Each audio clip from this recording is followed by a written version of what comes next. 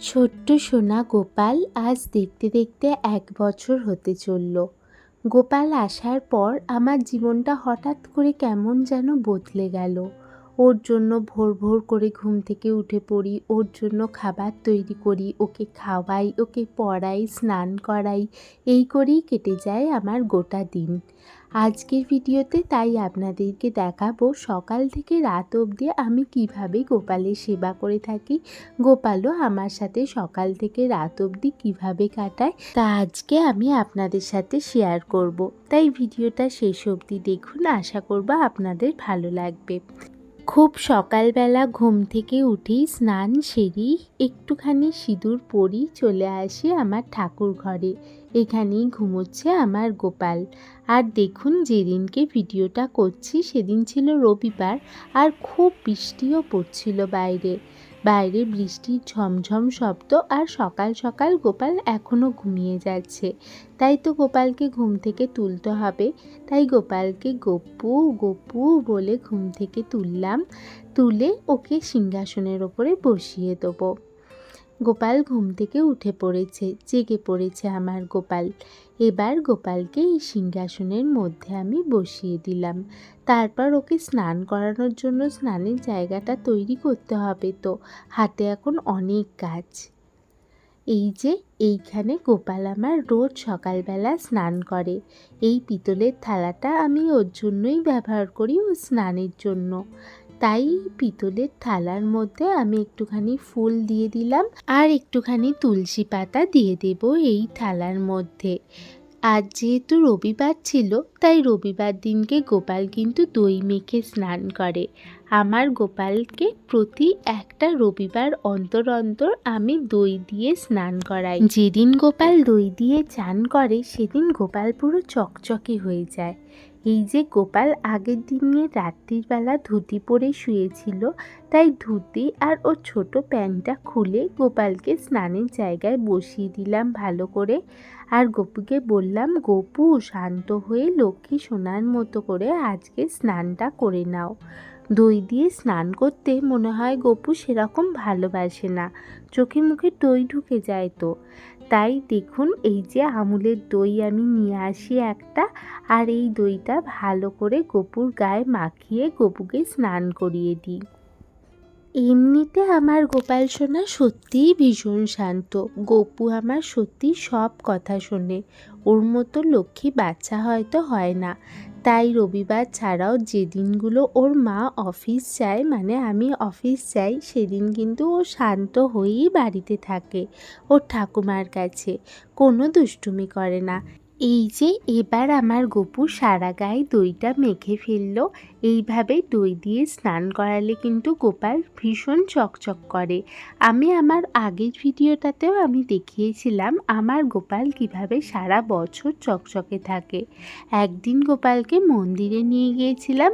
ওখানে গোপালকে দেখে সবাই বলছে, তোমার এই গোপাল নতুন গোপাল? আমি বললাম, না না, গোপালের 1 বছর বয়স হয়ে গেছে। তাই দেখুন, গোপাল আমার যেন একদম নতুনেরই মতো থাকে, আগের মতনই প্রথম যখন গোপালকে নিয়ে এসেছিলাম সেরকমই যেন চকচক করে। এইভাবে গোপালকে ভালো করে দই দিয়ে স্নান করিয়ে নেওয়ার পর আমি ওর জন্য একটা পরিষ্কার গামছা রেখে দিই। ওই গামছা দিয়ে খুব ভালো করে গোপালকে শুকনো করে মুছিয়ে নিই। তারপর তো গোপালকে আমি সিংহাসনে বসিয়ে দেব। এই যে গপুর জন্য সিংহাসনটা একটু ভালোভাবে পরিষ্কার করে নিয়েছিলাম, দিয়ে গপুকে সিংহাসনে বসিয়ে দেবো। এই যে ঝুলনের মেলা থেকে আমি গপুর জন্য এই সাদা ড্রেসটা কিনেছিলাম। কি সুন্দর সুতির সাদা জামা, দেখুন এত পছন্দ হয়েছিল।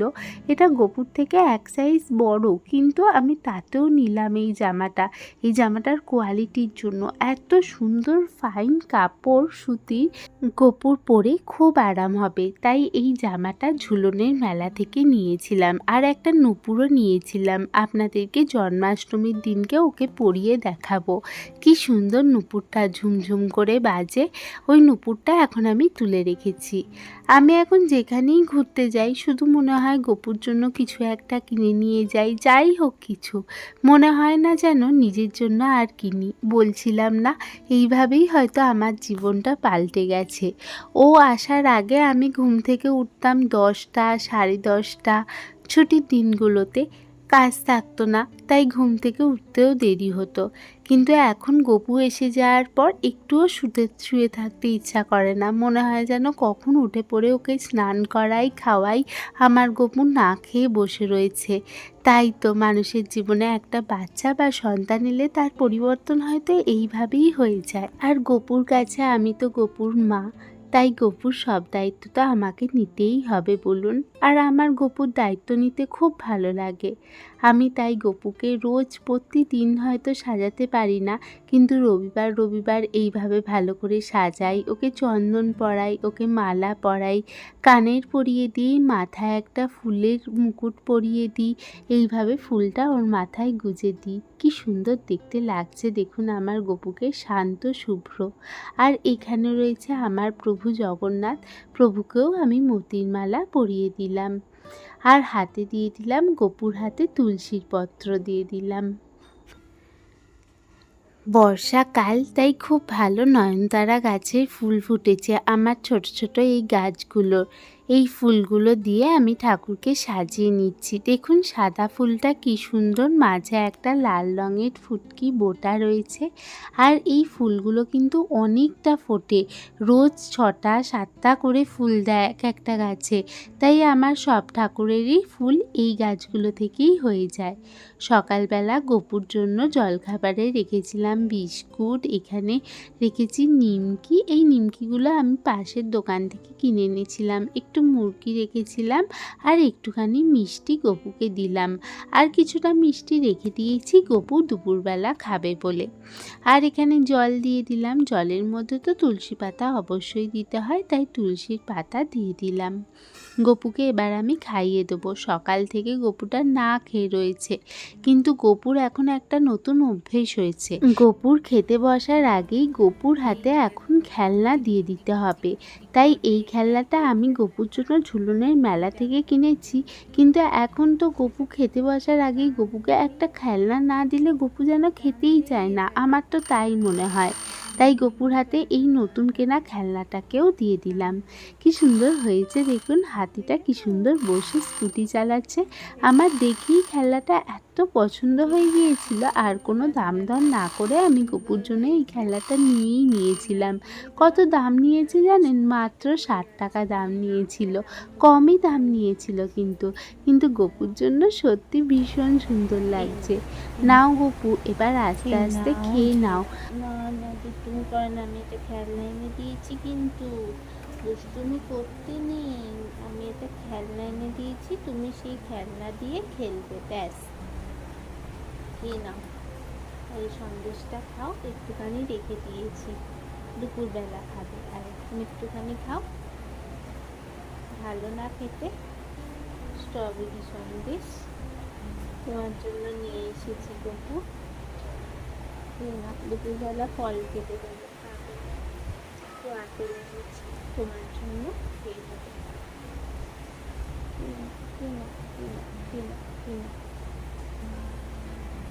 এটা তো আমার গপু সোনাকে খুব সুন্দর লাগছে, সাদা সুন্দরই লাগছে পুরো। এইভাবে গপুর পুজো করতে করতে, ওকে স্নান করাতে করাতে, ওকে খাওয়াতে খাওয়াতে, এমনকি ওকে ঘুম পাড়াতে পাড়াতেও ওর সাথে আমি এইভাবেই কথা বলি। ও তো আমার সাথে কথাই বলে বলুন, এটা কি ভুল? এটা মনের ভুল নয়, এটা ও আমাকে ভালোবাসে, আমি বুঝতে পারি। ও আমার সাথে কথা বলা কিন্তু চালিয়েই যেতে থাকে। এই যে গপুর সব খেলনাগুলো একে একে এইভাবে আমি সাজিয়ে দিলাম। আর গপুর এই খেলনাটা আমার এত পছন্দ হচ্ছে, আমি নিজেই বারবার ধরে বাজিয়ে বাজিয়ে ওকে দেখাচ্ছি। আসলে তা নয়, আমার নিজেরই ওটা নিয়ে খেলতে ইচ্ছা করছে। গাড়িটা ওকে ঘুরিয়ে ঘুরিয়ে দেখাচ্ছি, দেখো গপু এইভাবেই গাড়ি নিয়ে খেলো, কিন্তু আমাকে শেখাতে হবে না, গপু এইসব খুব ভালো করেই জানে। আর এই যে গপুর গাই গরুকে গপুর কাছে দিয়ে দিলাম। গপু কিন্তু গপুর গাই গরুকে খুব ভালোবাসে, যেখানে চায় তাই আমি গপুর গাই গরুকেও গপুর সাথে সাথে নিয়ে যাই। গপুর গাই গরুর সাথে রয়েছে অয়ে গপুর একটা নতুন অজগর খেলনা। আসছে আর কি তেরে, চাই, এবার আয় গপুকে আনারস ভুলিয়ে আমি খাবো গপুকে পেরে, পড়তে বসাই। ইঁদুর এই যে ছানা অয় ঘরে অজগর ঘরে, আসছে তেরে। ঈগল পাখি পাছে ধরে, উঠ চলেছে মুক্তি তুলে। এইটা তো গপু তুমি পড়তে পারো, আর গোপালের কথা তো তুমি জানো, আর গোপাল তো তুমি। দেখো, এটা তো তুমি জানো এই গল্পটা। বলবো আর একবার? বলো তো দেখি, বলো তো। গোপাল বড় সুবোধ, তার বাবা মা যখন যা বলেন সে তাই করে, যা পায় তাই খায়, যা পায় তাই পরে। ভালো খাবো ভালো পড়বো বলিয়া কখনো উৎপাত করে না। গোপাল আপনার ছোট ভাই ভগ্নীগুলোকে বড় ভালোবাসে, যেমন তুমি ভালোবাসতে, কি তোমার বলরাম দাদাকে ভালোবাসতে, তোমার সুভদ্রা বোনকে ভালোবাসতে, তাই তো? সে কখনো তাদের সঙ্গে ঝগড়া করে না, তাদের গায়ে হাত তোলে না। এই কারণে তার পিতামাতা তাকে অতিশয় ভালোবাসেন। গোপাল যখন পড়িতে যায় সে পথে খেলা করে না, আগে পড়ে তারপর খেলে। সকলের আগে সে পাঠশালায় যায়, তুমিও তো যাও শোনা, কিন্তু তুমি এই যে খেলনাগুলোকে নিয়ে সবসময় বসে থাকো। তুমি তো পরে পাঠশালায় যাও, তুমি পরে পড়াশোনা করতে তোমার একটুখানি কম মনোযোগ আছে। তুমি সব সময় খেলনা নেবে, তারপর পড়তে বসবে। তুমি তো দুষ্টু। পাঠশালায় গিয়ে আপনার জায়গায় বসে, আপনার জায়গায় বসিয়া বই খুলিয়া পড়িতে থাকে। যখন গুরু মহাশয় তাকে নতুন পড়া দেয় সে মন দিয়ে শোনে।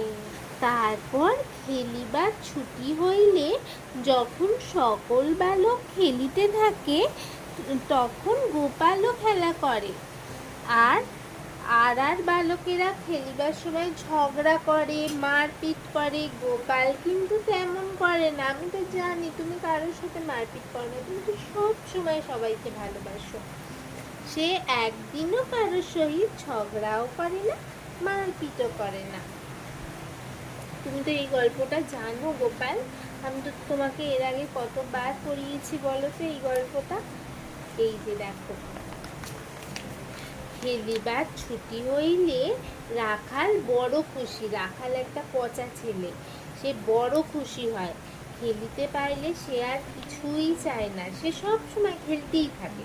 খেলবার সময় সে সকলের সহিত ঝগড়া করে, মারপিট করে। এই কারণে গুরু মহাশয় তাকে সতত বকাবকি করেন। ছুটি হইলে বাড়িতে গিয়া রাখাল পরিবার বই কোথায় ফেলে কিছুই ঠিকানা থাকে না। তুমি যেমন ভালো, তুমি তবে একটু দুষ্টু, এই সবসময় এই খেলনাগুলোকে নিয়ে বসে থাকো। কিন্তু রাখাল তো কিছুই করে না, রাখাল তো খেলার সময় বই কোথায় রাখে সেটাও মনে রাখে না, আর বাড়ি ফিরে এসে বই কোথায় রাখে রাখালের সেটাও মনে থাকে না। কোনোদিন পাঠশালায় ফেলিয়া আসে, কোনোদিন পথেই সে বই হারিয়ে যায়, আবার তাকে তার বাবাকে নতুন বই কিনে দিতে হয় জানো। রাখালের পিতা 1 মাসের ভেতর 4 বার বই কিনিয়া দিয়েছেন। তিনি বলিয়াছেন এইবার বই হারাইলে আর কিনিয়া দেবেন না। রাখালকে কেহ ভালোবাসে না, কোনো বালকেরই রাখালের মতো হওয়া উচিত নয়। যে রাখালের মতো হইবে সে লেখাপড়া শিখিতে পারিবে না। কিন্তু আমার গপু তো লেখাপড়া শিখেছে, আমার গপু তো ভালো ছেলে, সবাই যেন আমার গোপালের মতো হয়, তাই তো শোনা? ঠিক আছে, আজ এত অবধি পড়া থাকো, তুমি এই খেলনা নিয়ে খেলা করো। তোমার খেলনা আমি এখানে রাখছি, তুমি খেলা করো। আর এই যে এটা তোমার নতুন খেলনা, এটাও না, না খেলা করো, খেলা করো গপু, দুষ্টুমি করো না। খুব সুন্দর দেখতে লাগছে আজ আমার ছোট্ট ছেলেটাকে, খুব সুন্দর দেখতে লাগছে। ছোট ছেলে তো, ছোট ছেলেরা এত বদমাইশি করে না। হুম, খেলা করো। এই যে আমার গপুর চশমা, দেখি কেমন লাগে আমার গপুকে চশমা পরে। ও চশমা পরেছে, দেখ কালা চশমা, কালা চশমা পরেছে আমার গপু।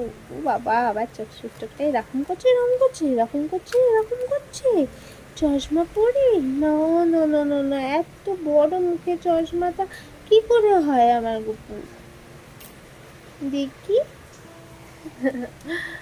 আরে নাও, তোমার ফেভারিট, তোমার বল, এ নাও খেলো, বল নিয়ে খেলো, তোমার বল, খেলো খেলো খেলো, বল নিয়ে খেলো। এই নাও, এই না, এই যা, এই না, এই না, এই না, এই না, এই না, এই নাও, এই নাও, এই নাও, এই দেখো তোমার, তোমার হাতি দাদার গায়ে পড়বে, যা।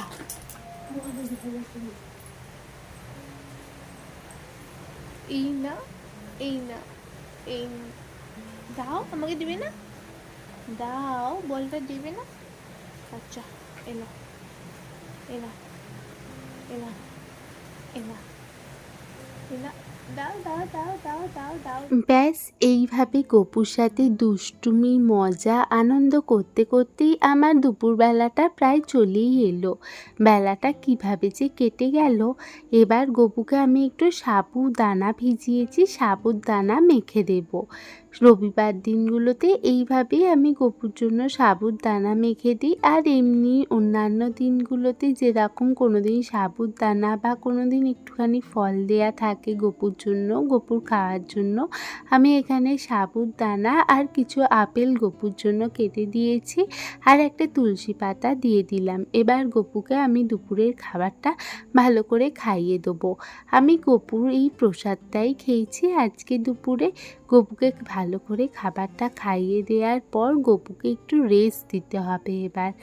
এই যে দেখুন, গপুকে খাবারটা খাওয়ানো হয়ে গেছে। আমি কিন্তু গপুর প্রসাদের বেশিরভাগটাই বাইরে পাখিদের জন্য রেখে দিই। জানেন আমার এখানে কত পাখি আসে, কাঠবেড়ালি আসে, গপুর বন্ধু আছে কাঠবেড়ালি বন্ধু। সেই কাঠবেড়ালি বন্ধু তো রোজ এসে খাবার খেয়ে যায়। গপুর সাথে কী যে দুষ্টুমি করে আপনাদের কি বলবো। গপু সব জানে।